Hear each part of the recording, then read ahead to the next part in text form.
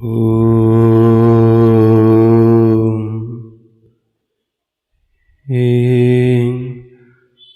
वाङ्मे मनसि प्रतिष्ठिता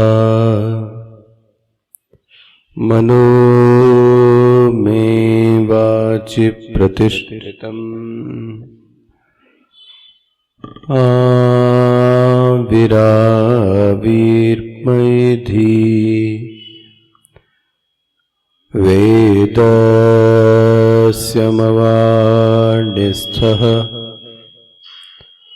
श्रुतं मे मा प्रहासीः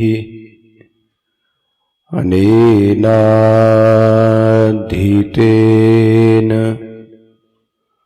अहोरात्रान् सन्दधामि।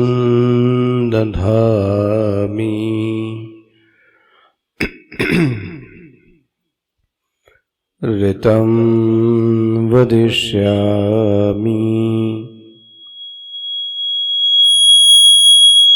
सत्यं वदिष्यामि तन्मामवतु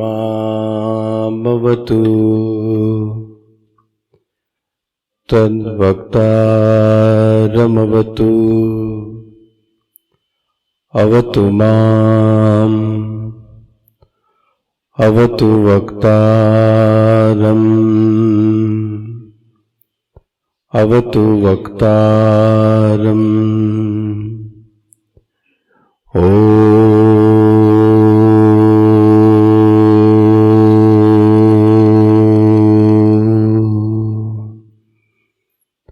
शान्तिः शान्तिः शान्तिः। सदाशिवसमारम्भाम् शङ्कराचार्यमध्यमाम् अस्मदाचार्य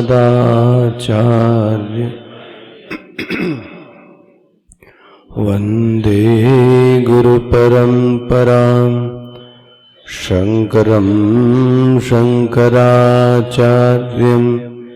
केशवं वादरायणं सूत्रभाष्यकृतो वन्दे भगवन्तौ पुनः पुनः भगवन्तौ पुनः पुनः भगवन्तौ पुनः पुनः। ॐ सहना भवतु सहनौ भुनक्तु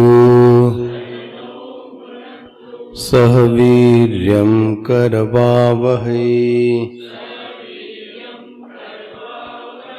तेजस्विनावधीतमस्तु मा विद्विषावहै।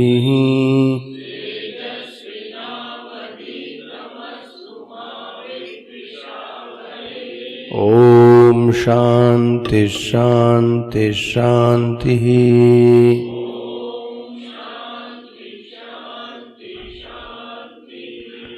अन्यत्र धर्मादन्यत्र धर्मात् अन्यत्रास्मात् कृतात् अन्यत्र भूताच्च भव्याच्च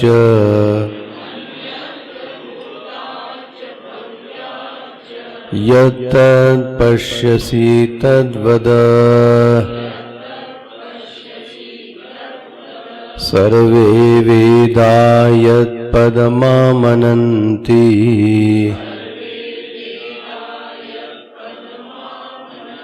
तपांसि सर्वाणि च यद्वदन्ति।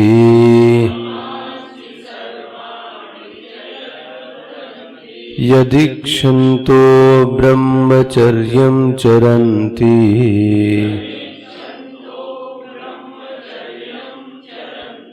तत्ते पदं संग्रहेण ब्रवीमि।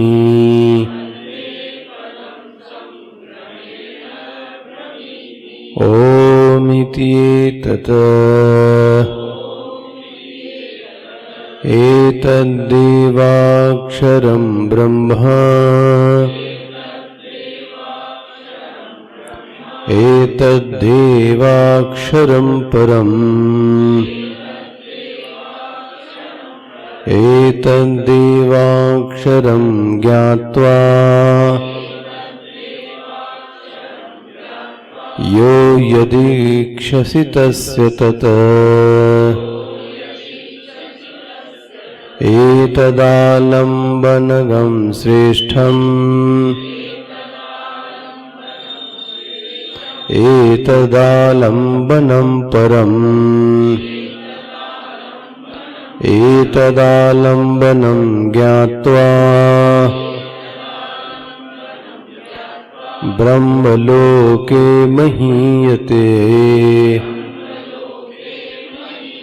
न जायते म्रियते वा विपश्येत् नायं कुतश्चित् न बभूव कश्चित्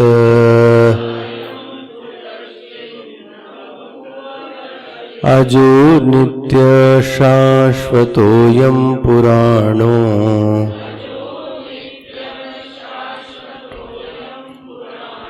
न हन्यते हन्यमाने शरीरे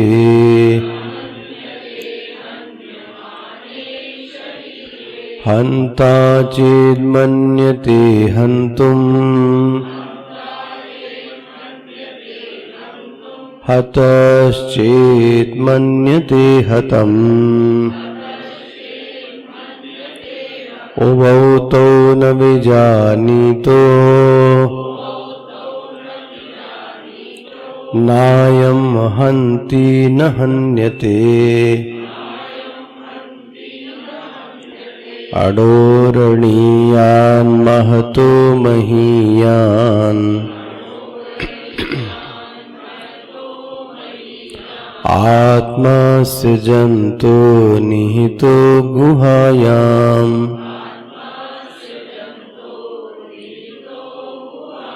तमक्रतु पश्यति वीतशोको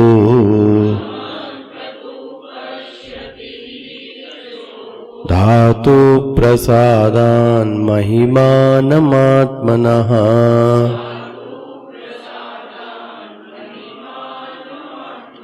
आसीनो दूरं व्रजति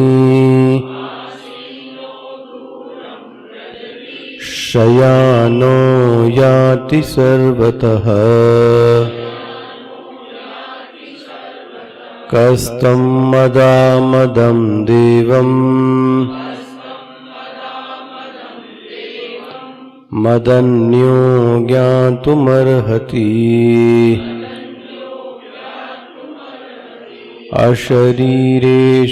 अशरीरं शरीरेषु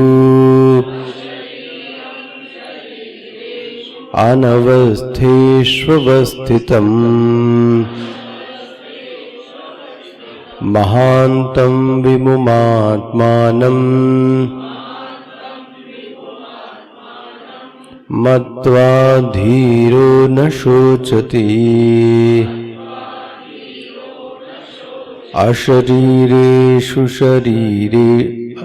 अशरीरगं शरीरेषु अनवस्थेष्वस्थितम् महान्तं विमुमात्मानं मत्वा धीरो न शोचति।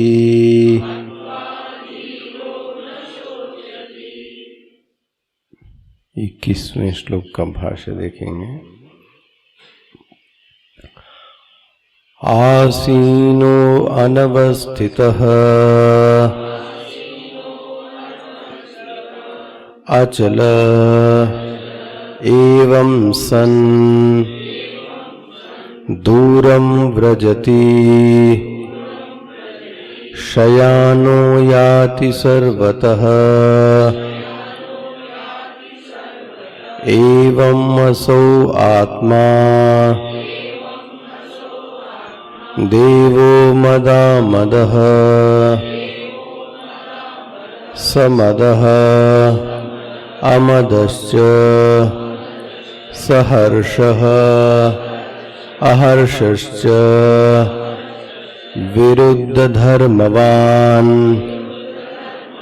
अतः अशक्यत्वान् ज्ञातुं कः तं मदामदम् देवं मदन्यो ज्ञातुमर्हति अस्मदादेः एवं सूक्ष्मबुद्धेः पंडितस्य विज्ञेयः अयम् आत्मा स्थितिः गतिः अनित्य आदि विरुद्ध अनेक धर्मोपाधिकत्वात्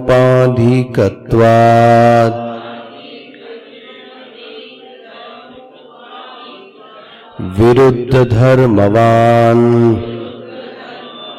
विश्वरूप इव चिंतामणिवत् अवभासते अतः दुर्विज्ञेयत्वं दर्शयति कस्तं मदन्यो ज्ञातुमर्हति इति करणानामुपशमः शयनम् करणजनितस्य एकदेश विज्ञानस्य उपशमः शयानस्य भवति यथा यदा चैवम् केवल सामान विज्ञानत्वात् सर्वतः यात इव यदा विशेष विज्ञानस्थः स्वेन रूपेण स्थितः एव सन् मन आदि गतिषु तद उपाधिकत्वात् दूरं व्रजति इव स च इह एव वर्तते।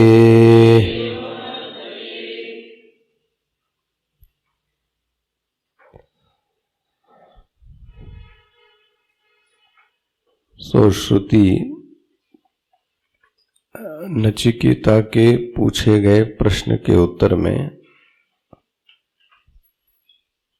उस तत्व का नामकरण करती है। ओम वह तत्व है जो तुमने पूछा है।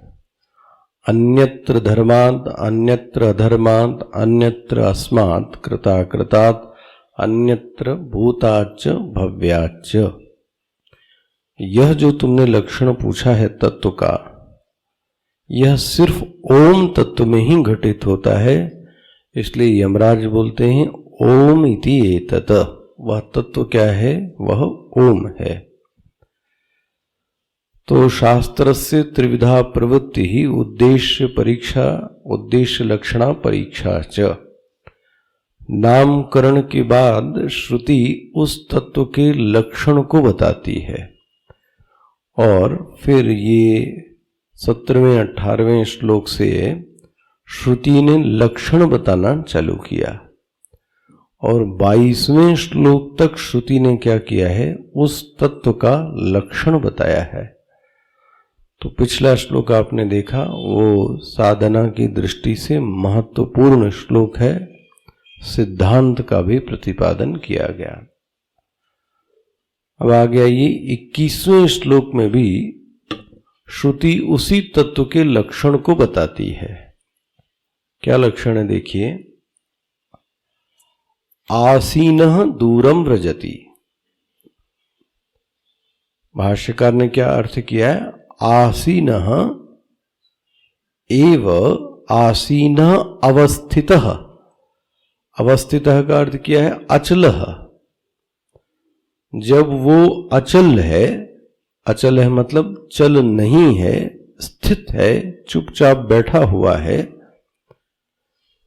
तो वह एव सन दूरम व्रजति। जब वो बैठा हुआ है, बैठा हुआ मतलब जब उसमें चंचलता नहीं है, जब उसमें गति नहीं है, जब उसकी स्थिति है, तब वो कैसा है, सन दूरम व्रजति। तब वह कहां चला जाता है, बोले वो दूर चला जाता है।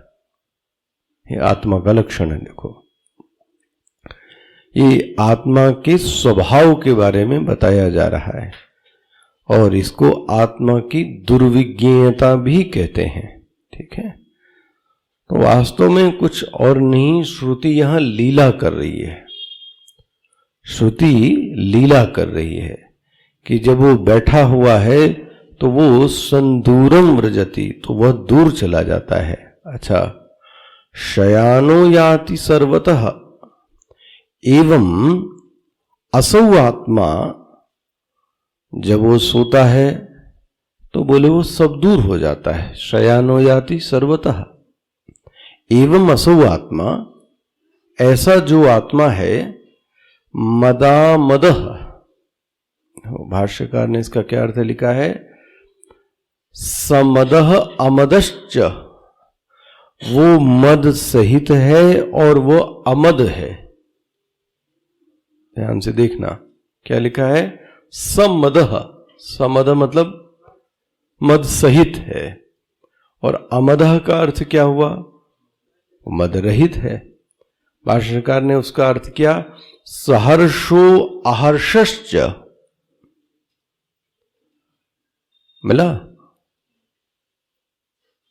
सहर्ष हर्ष सहित है, अहर्षश्च, तो अमदः का क्या अर्थ किया, अहर्षश्च, उसमें हर्ष भी नहीं है। एक तरफ बोलते हैं हर्ष है, एक तरफ बोलते हैं अहर्ष है। ये किसका ट्रांसलेशन है, मद भी है और अमद भी है। तो मदामदः, तो मद सहितः अमदश्च। तो बोलते हैं ये तो दोनों कैसे लक्षण हैं, विरुद्ध लक्षण है। विरुद्ध धर्मवान, ये जो बात श्रुति कह रही है, भगवान भाष्यकार कह रहे हैं, तो सबकी सब विरुद्ध है। कैसी विरुद्ध है, क्या स्थिति में बैठकर वो गतिमान हो सकता है कोई? स्थिति और गति का तो आपस में क्या है, विरोध है। जब वह सो गया तो वह व्यापक है, ये तो विरोध है। जब वो सो ही गया तो वो व्यापक कैसे हो सकता है, बेहोशी है उसको। तो वो मद भी है और अमद भी है, ये भी विरुद्ध धर्मवान है। अच्छा, एक सिद्धांत ये है, अगर किसी का स्वभाव बदल जावे, मतलब यहां तत्व का स्वभाव ही बदल रहा है, स्वभाव बदल जाने पर तत्व का निर्धारण करना बहुत कठिन है। ये सिद्धांत है, स्वभाव का बदल जाने पर उस तत्व को निर्धारित करना बहुत कठिन है। बोली बात महाराज समझ में नहीं आई। जैसे कि अग्नि का जो स्वभाव है, वो यदि स्वभाव बदल जाए तो, मान लें अग्नि का जो स्वभाव है वो है उष्ण, और वह उष्ण स्वभाव क्या होता है, बदल जाए। बदल जाए मतलब क्या हुआ, कभी तो वो उष्ण होवे और कभी तो वो ठंडी होवे, फिर किसी परिस्थिति में ठंडी होवे और किसी परिस्थिति में गर्म होवे। तो फिर अग्नि का क्या लक्षण करेंगे,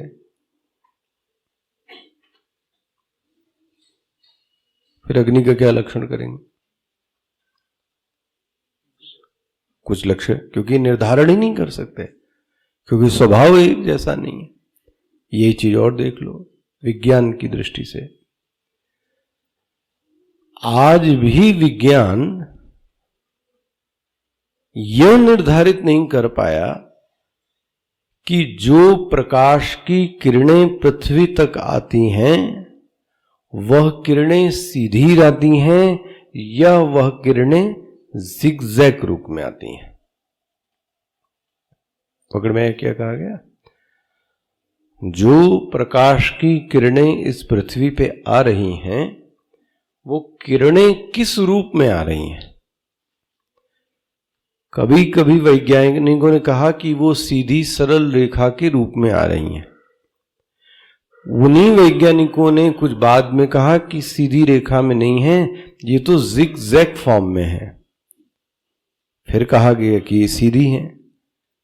तो फिर ये है क्या? अब आप सूर्य की किरणों का निर्धारण कर सकते हैं क्या? सोच के देखो आप। जब स्वभाव ही बदल जा रहा है,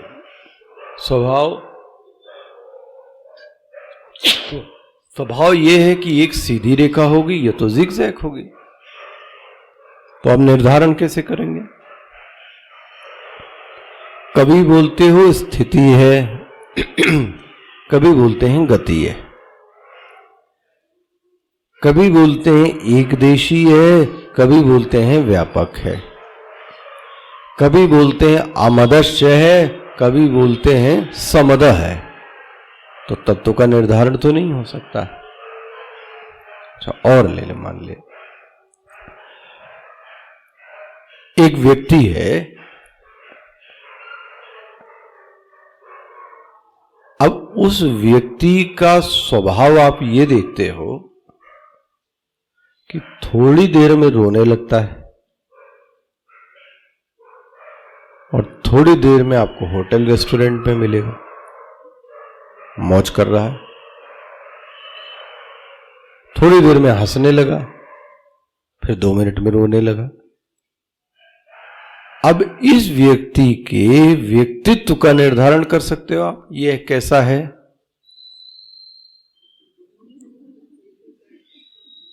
देखो, हाँ, अरे जब वो बातें करता है बड़ी बड़ी,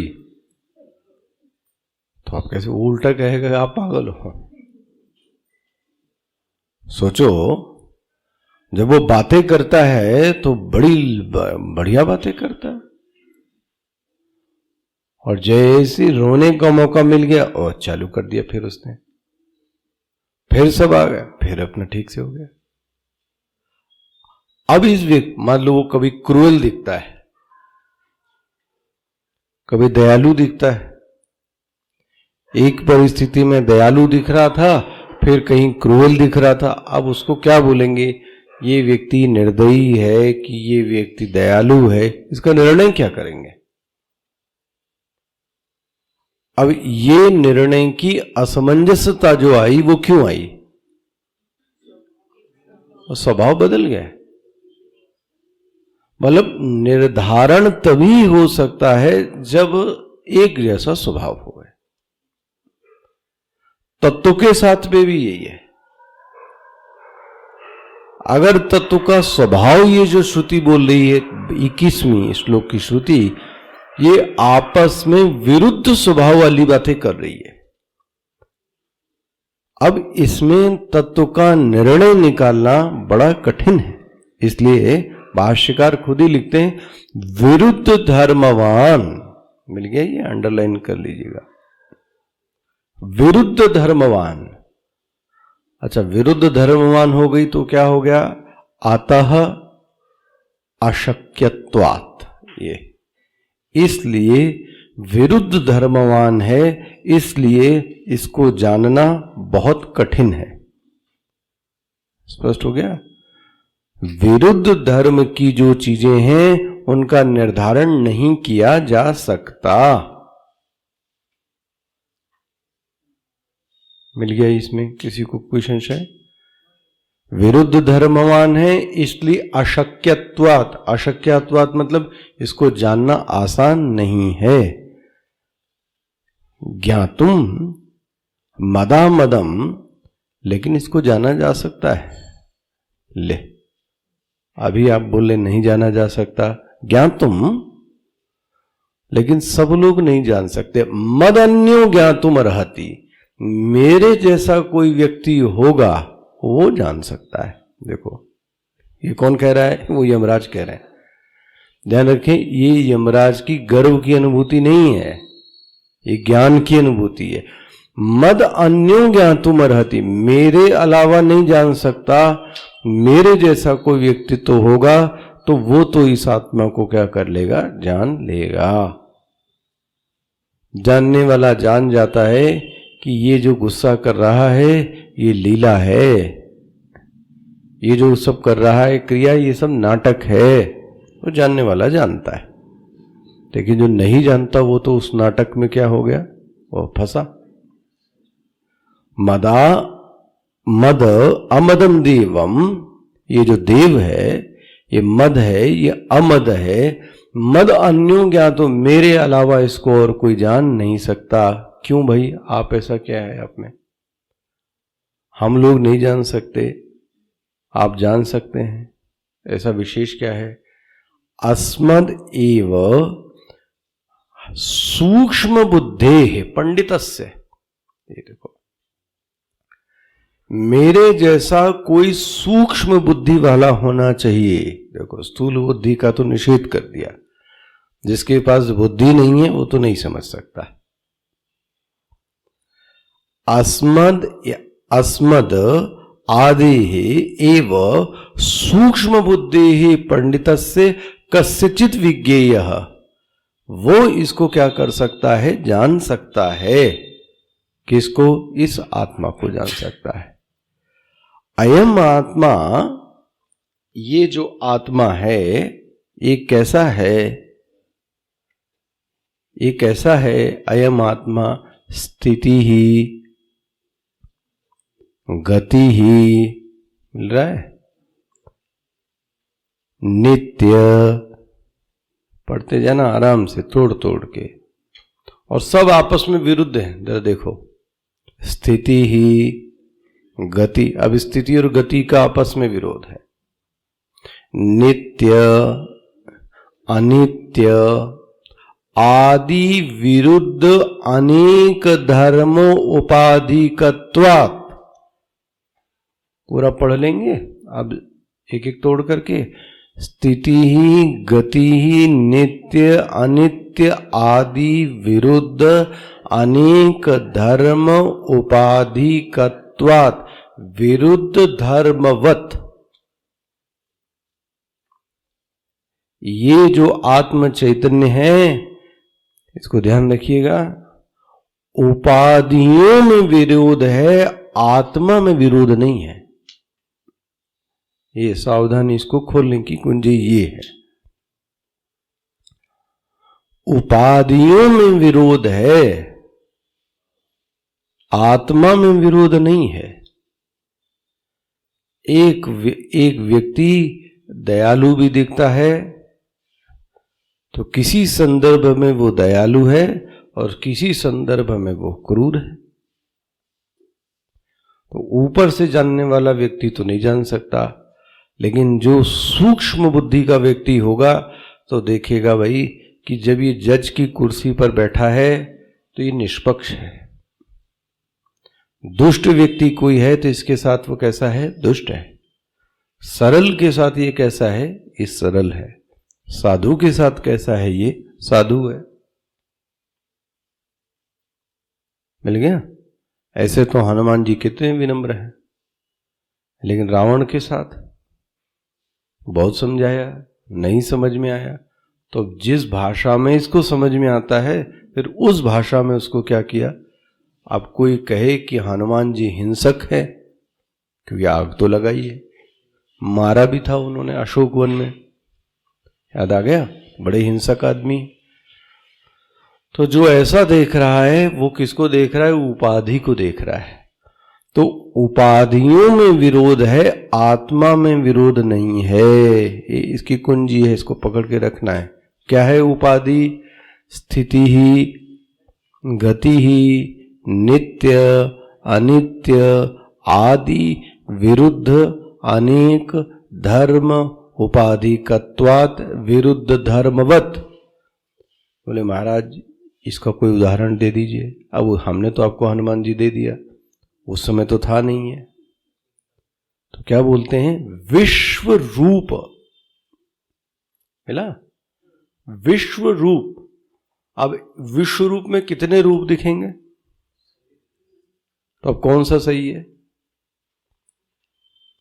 विश्व रूप जो है उसमें कितने रूप दिखेंगे? अरे अनेक विरुद्ध आपने पढ़ते हैं गीता में। आप एक तरफ दयालु भी दिखते हैं, दृष्टा करालानी चूर्ण उत्तर मांगई ही, दांतों के दो दांतों के बीच की जो स्पेस है पूरी कौरवों की सेना उस स्पेस में फंसी हुई है। देखो जैसे कि आपके दांतों के बीच में साग फंस जाए, साग, धनिया फंस जाए, इस तरीके से पूरी कौरवों की सेना दो दांतों के बीच में फंसी हुई है। ये विश्वरूप है। सोचो आप, उसी दृष्टा करालानी, क्या दाढ़े दिख रही हैं, क्या भयंकर रूप दिख रहा है। और ये रूप देखना हो तो वो हिरण्यकश्यप वाला देखो जरा, कैसा रूप लिया। मन से बड़ा दयालु हैं वो। उन्होंने प्रहलाद को गोदी में भी उठा के रखा है, लेकिन जो शरीर का रंग रूप दिख रहा है वो कैसा दिख रहा है? ओहो, आया नरसिंह अवतार जो हिरण्यकश्यप के संदर्भ में हुआ। नरसिंह अवतार जो दिखता है, नरसिंह भगवान कैसे दिख रहे हैं? क्रूर दिख रहे हैं, लेकिन चित्त कैसा है? बहुत दयालु चित्त है। तो विरुद्ध धर्म उपाधिकत्वाद विश्वरूप ही। बोले विश्वरूप नहीं समझ में आया? चलो एक और देते हैं, चिंतामणिवत। अब ये हमने भी नहीं देखा, स्वामी जी ने, उन्होंने कहा उन्होंने भी नहीं देखा, लेकिन ऐसा बताते हैं शास्त्रों में, एक चिंतामणि होती थी। चिंतामणि ये होती थी कि जैसा आपके मन में चल रहा होता था उस मणि में वो चीज भासने लगता था। वैसी मणि होती होगी। जो आपके मन में चल रहा है वो किस में भासने लगता है? वो उसमें भासने लगता है। तो अब मन में तो बड़े विरुद्ध धर्म चलते हैं, वो तो कोई जान नहीं पाता, भगवान की कृपा है। तो वो जो विरुद्ध धर्म आपके मन में चल रहे थे वो किस में आ गए? तो अब क्या बोलोगे, कौन सा सही है कौन सा गलत है? पकड़ में आया? जैसे मणि में अपना कोई भी स्वधर्म नहीं है, वो सब किसका आरोपित है? आपका आरोपित है। अरे जो दर्पण में आप देखते हो, जैसा मुंह बनाते हो आप, वैसे इसमें दिखता है। दर्पण का तो अपना कुछ भी नहीं है, लेकिन आरोप किस पे लगाया जा सकता है? दर्पण पे लगाया जा सकता है। तो ऐसे ही क्या हो गया? विश्वरूप इव चिंतामणिवत अवभासते।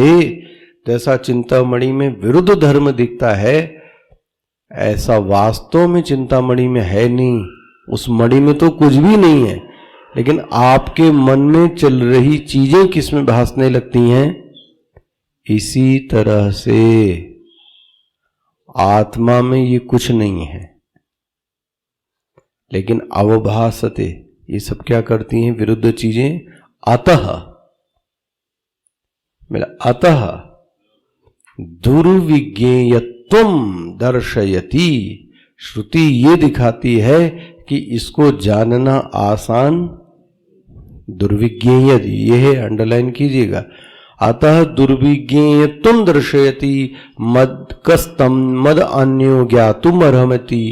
ये जो मदन्यो करके बोल रही है श्रुति ये बताना चाहती है कि इसको जानना आसान नहीं है। इसमें कोई रह गया तो सरल है। अच्छा, अब ऊपर की लाइन जो थी पैष्टो को, इस बार क्या किया श्रुति ने, नीचे की जो पंक्ति थी वो भाष्यकार ने पहले बता दी। नीचे की पंक्ति मतलब कस्तम मदा मदम देवम मद अन्यो ज्ञातुम अर्हति, ये पहले बता दी। अब पहले वाली जो पंक्ति वो अब बताते हैं क्या है। देखो बहुत ही सुंदर। आसीनो दूरम व्रजति शयानो याति सर्वतः, इससे सुंदर परिभाषा न मिलेगी इतनी सुंदर। कर्णानाम उपशमः शयनम। शयन क्या है?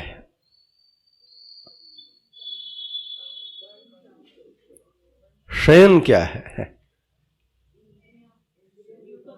लेटने का नाम सोना नहीं है। देखो पकड़ में, कोई लेटा है इसका मतलब सो रहा है, ऐसा नहीं। आंख बंद करने का नाम सोना नहीं है, ना, ये संदर्भ में बात करो भाई।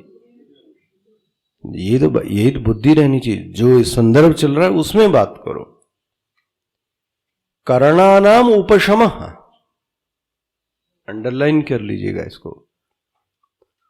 अंतःकरण और बहिर्करण का उपशम हो जाने का नाम शयन है। कितनी सुंदर परिभाषा दी। करणा, देखो करणा नाम मतलब अंतःकरण और बहिर्करण। बहिर्करण कौन हो गए? ये आंख हो गई, तो ये शांत हो गई, ये शांत हो गई। शांत हो गई मतलब अपने व्यापार से उपरत हो गई, अपने व्यापार से उपरत हो गई। और बहिर्करण ही नहीं, अंतःकरण भी क्या हो गया? शांत हो गया। जब अंतःकरण बहिर्करण अपने व्यापार से उपराम हो जावे, इसी उपरामता को शयन कहते हैं। तो अब अंतःकरण में किसी प्रकार की कोई वृत्ति नहीं है, इसी का नाम अभाव प्रत्यय लंबना वृत्ति है। अब अंतःकरण में किसी प्रकार की कोई वृत्ति न बहे। जब ऐसा व्यक्ति आपको दिखता है, अच्छा आप बोलो कि ये देख रहा है और सो रहा है, ऐसा नहीं हो सकता। सोच रहा है और सो रहा है, ऐसा नहीं हो सकता। पकड़ में आ रहा है?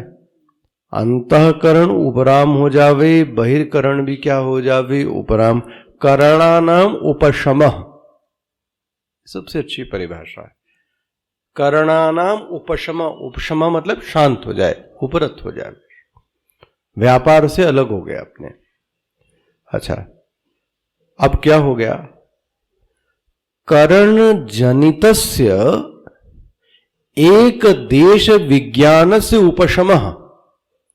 ये देखो सोने की घटना में क्या घटित हो गया, इस लाइन को अंडरलाइन करिएगा। ये जब हम लोग जगे थे, तो जो जगे थे तो वो जो व्यापार हो रहा था वो किससे हो रहा था?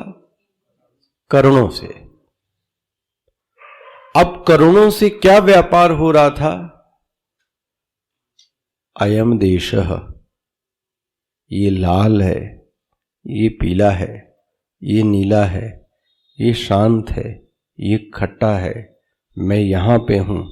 तो कितने देश का व्यवहार हुआ? एक देश में। करोड़ों से जब हम व्यापार कर रहे थे तो कितना व्यवहार कर पा रहे थे? एक देश का। जैसे अभी आप व्यापार कहां का कर सकते हैं? यहां का। घर पे जाएंगे तो कौन सा? घर का। एक देश।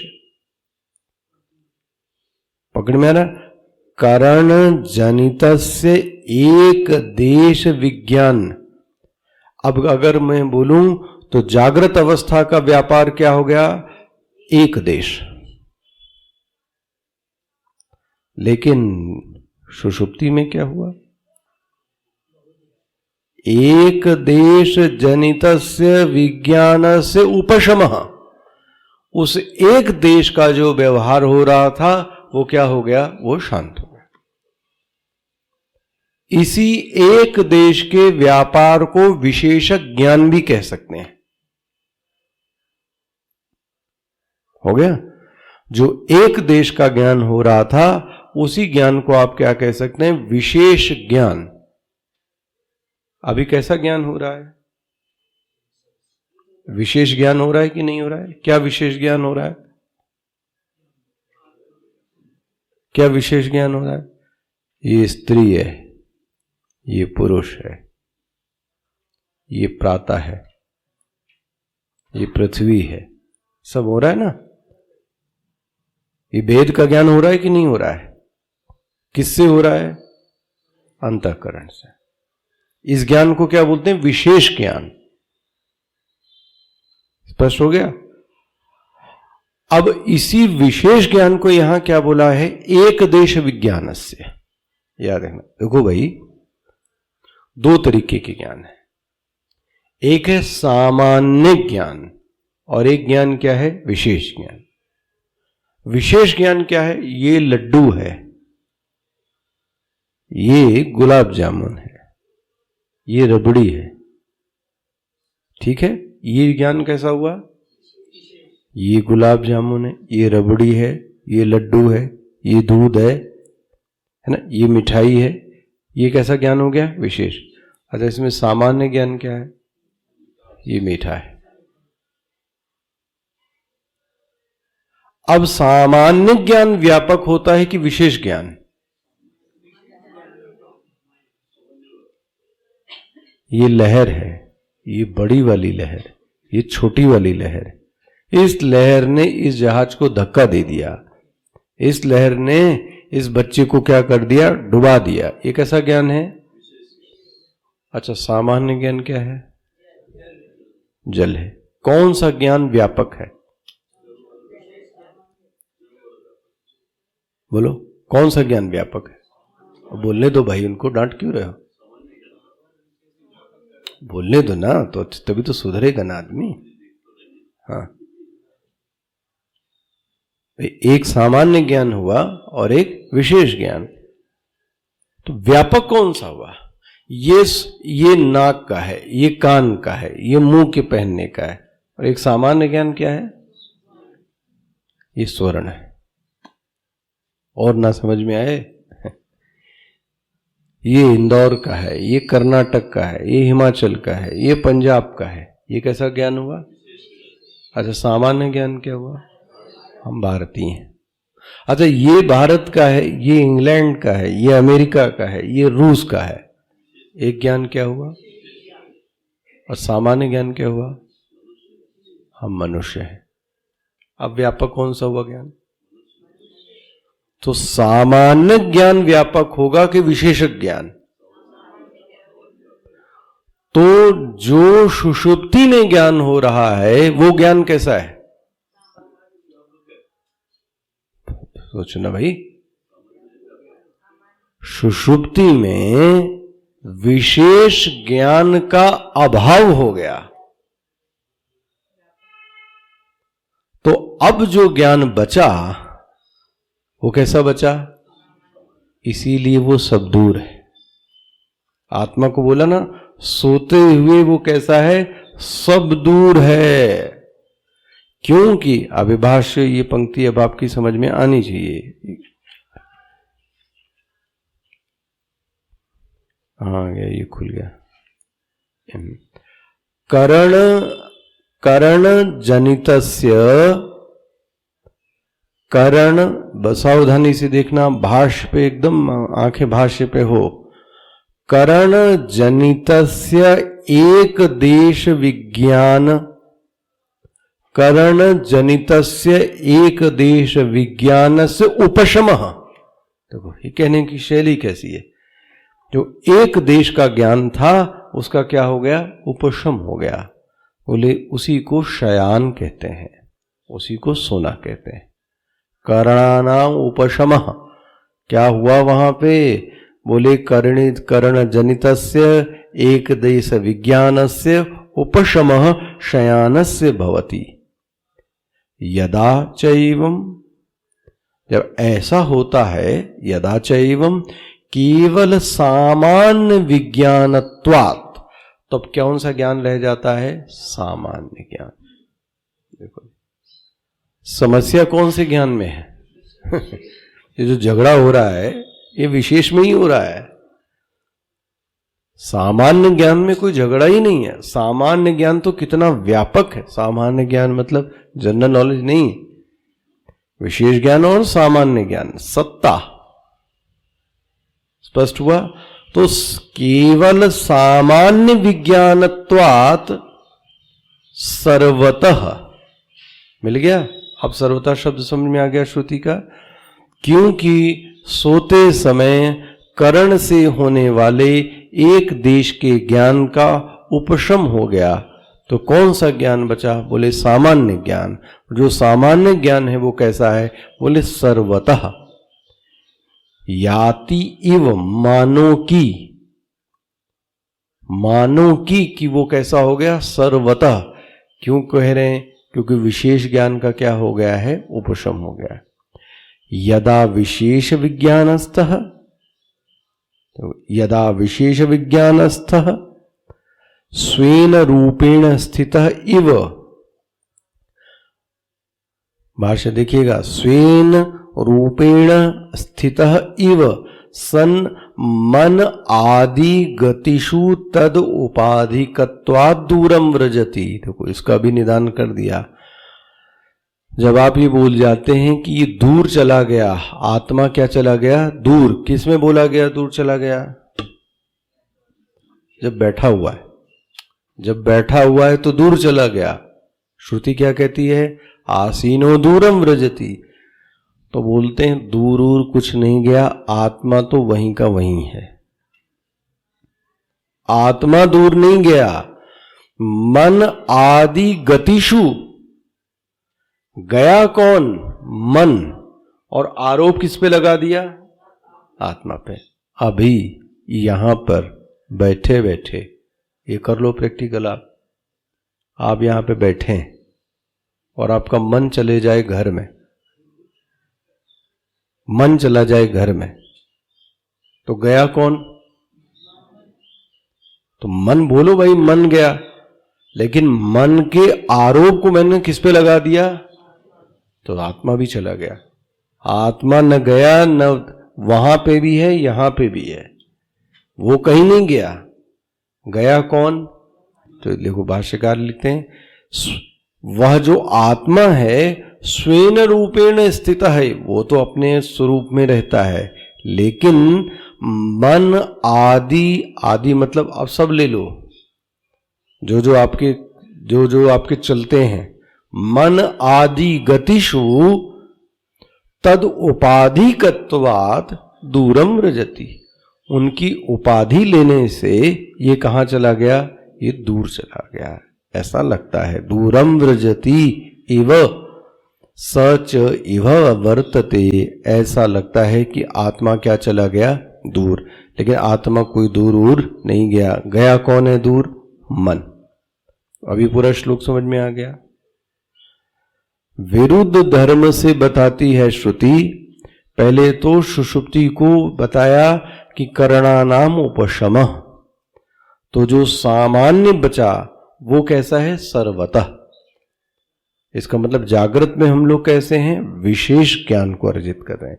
इसीलिए हमारे ज्ञान की सीमा है। जब विशेष ज्ञान होता है तो कैसा होता है? फिर तो सीमित ज्ञान होता है।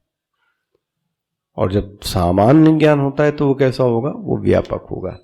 तो ये भी आत्मा का दूसरा, अन्यथा दुर्विज्ञेयम आत्मा कामे भी प्राकृतिक पुरुष ही यस्मात्, तो ये श्रुति इसको बताती है। स्पष्ट हो गया? अब आ जाइए इस श्लोक पर। इसका भाष्य तो पढ़ ही लीजिए, क्या है 22वें श्लोक का। अशरीरम शरीरेषु, अशरीरम स्वेन रूपेण आकाशकल्पवात्मा तम अशरीरम शरीरेषु देवपितृमनुष्यादि शरीरेषु अनवस्थेषु अनवस्थित रहितेषु अनित्येषु अवस्थितम् नित्यम् अविकृतम् इति एतत् महान्तम् महत्त्वस्य आपेक्षिकत्व शंकायाम् आह विभुं व्यापिनम् आत्मानम् आत्मग्रहणम् स्वतः अनन्यत्व प्रदर्शनार्थम् आत्मशब्दः प्रत्यग आत्म विषय एव मुख्यः तम ईदृशम् आत्मानं मत्वा अयम् अहमिति धीरः धीमान् न शोचति न हि एवं विदः स्व आत्मविदः शोक उपपत्तिः।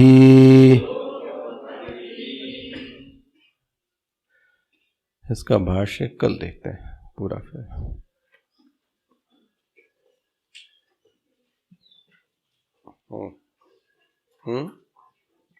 5वां अध्याय।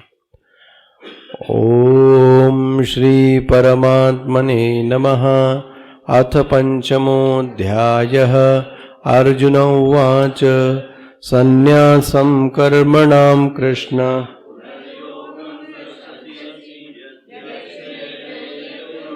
कं तन्मे ब्रूहि सुनिश्चितम्।